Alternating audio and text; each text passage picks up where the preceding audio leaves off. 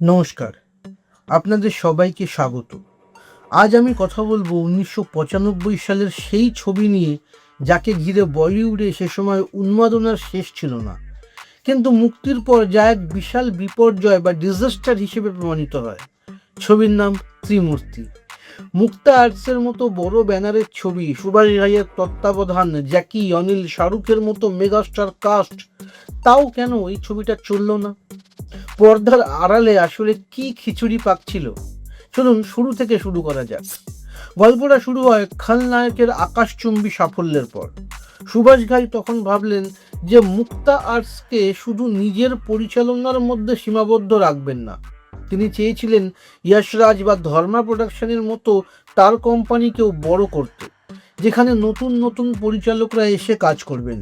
সেই সময় পরিচালক মুকুল আনন্দ ছিলেন টপ ফর্মে।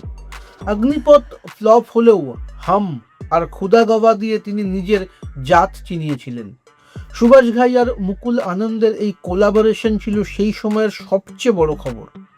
মুকুল আনন্দ চেয়েছিলেন সুভাষ ঘাইয়ের লেখা কোনো স্ক্রিপ্টে কাজ করতে। শেষে অনিশ বাজমি, সচিন ভৌমিক এবং রামরাজ রাজদানের মতো তাবড় লেখকরা মিলে একটা চিত্রনাট্য তৈরি করলেন।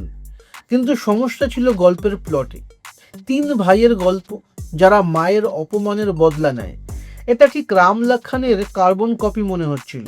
সুভাষ ঘাই ভেবেছিলেন গল্প পুরনো হলেও মুকুল আনন্দ তার টেকনিক্যাল স্টাইল দিয়ে এটাকে নতুনভাবে পরিবেশন করবেন। কিন্তু এখানেই ছিল প্রথম ভুল। ত্রিমূর্তির আসল কাস্টিং ছিল জ্যাকি শ্রফ, সঞ্জয় দত্ত এবং শাহরুখ খান। শুটিং শুরুও হয়েছিল, মহরত শুটও হয়ে গিয়েছিল। কিন্তু ঠিক তখনই বোম ব্লাস্ট কেসের জেরে সঞ্জয় দত্তকে জেলে যেতে হয়। ছবির শুটিং হওয়ার কথা ছিল ৮০ দিনে, কিন্তু সঞ্জয় দত্তের সমস্যার কারণে তা ২০০ দিন ছাড়িয়ে যায়।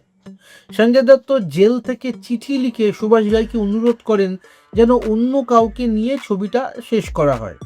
তখন সুভাষ ঘাই আদিত্য পাঞ্চলিকে নেওয়ার কথা ভেবেছিলেন, কিন্তু শেষমেশ তার পুরনো বিশ্বস্ত সেনাপতি অনিল কাপুরকেই কাস্ট করেন। আর এখান থেকেই শুরু হয় এক অদ্ভুত বিবাদ।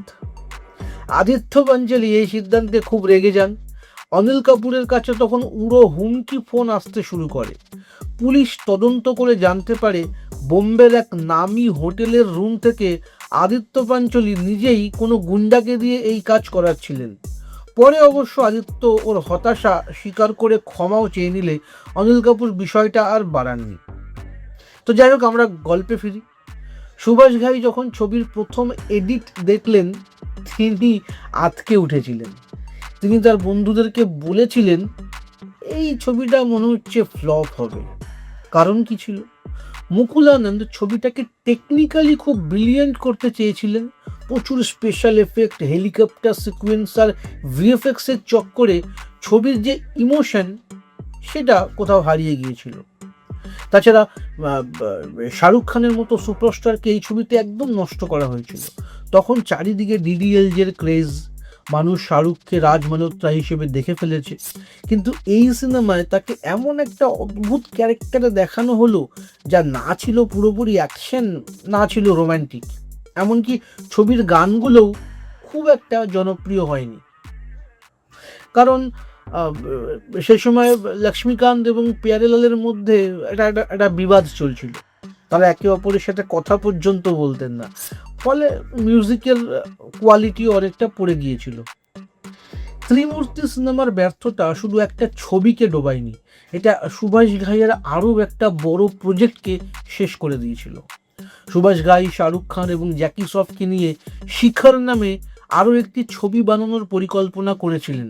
সেটা ছিল কাশ্মীরি পটভূমিতে একটা আর্মি অফিসার এবং এক স্থানীয় লোকাল ছেলের প্রেমের গল্প। এটাই ছিল ছবির মূল বিষয়। মিউজিকের জন্য তিনি এআর রহমানকেও সাইন করিয়েছিলেন। কিন্তু ত্রিমূর্তি ফ্লপ হওয়ার পর সুভাষ ঘাই বুঝতে পারেন যে তখন দর্শক আর এরকম বড় ক্যানভাসের অতি নাটকীয় অ্যাকশন পছন্দ করছেন না। দর্শক এখন নতুন কিছু চাইছে, কিছু রিয়ালিস্টিক চাইছে। সেই ভয়ে তিনি শিখর প্রজেক্টটিকে বন্ধ করে দেন। পরে অবশ্য ওই একই গল্পের কিছুটা নিয়ে তৈরি হয় জেপি দত্তার মিশন কাশ্মীর। যাই হোক, ত্রিমূর্তির ব্যর্থতার পর সুভাষ ঘাই আমেরিকায় চলে যান নিজেকে রিচার্জ করতে। সেখানে গিয়ে তার এক প্রবাসী বন্ধুর সাথে ডিনারে যখন তিনি কথা বলছিলেন, তখন ভারতীয় সংস্কৃতির প্রতি মোহভঙ্গ এবং শিকড় থেকে বিচ্ছিন্ন হওয়ার যে বিভিন্ন রকম ঘটনা সেগুলো শোনেন, এবং সেখান থেকেই জন্ম নেয় পরদেশ ছবির আইডিয়া। অর্থাৎ ত্রিমূর্তি ফ্লপ না হলে হয়তো আমরা কোনোদিন পরদেশ বা তালের মতো ছবি পেতাম না। আসলে ত্রিমূর্তি ছিল একটা বিশাল জাহাজ যা মাঝ সমুদ্রে ডুবে গিয়েছিল শুধু তার অতি আত্মবিশ্বাসের কারণে। তো এই সমস্ত কারণগুলোই ছিল আমার যা মনে হয় যে ত্রিমূর্তি ফ্লপ হয়েছিল। আমার মনে হয় আপনাদের মধ্যে অধিকাংশ লোকই ত্রিমূর্তি সিনেমাটি দেখেননি, বা ত্রিমূর্তির গানগুলো যদিও বা মনে রেখেছেন। ত্রিমূর্তি এমন একটা সিনেমা যার ভিলেনের গান সব থেকে বেশি হিট হয়েছিল, এবং আরেকটা গান ছিল যেখানে দুনিয়া রে দুনিয়া ভেরি গুড ভেরি গুড, এই গানটা মোটামুটি ভালো ছিল, এটা আমার বেশ প্রিয় লাগে, এখনও বেশ ভালো লাগে। খুব সহজভাবে সহজ কথা বলা হয়েছিল গানটার মাধ্যমে।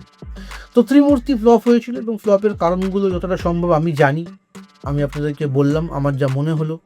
আপনাদের এই ভিডিও কেমন লাগলো, বা আপনাদের যদি মনে হয় যে কোনো পয়েন্ট অ্যাড করতে চান তো অবশ্যই কমেন্টে অ্যাড করতে পারবেন।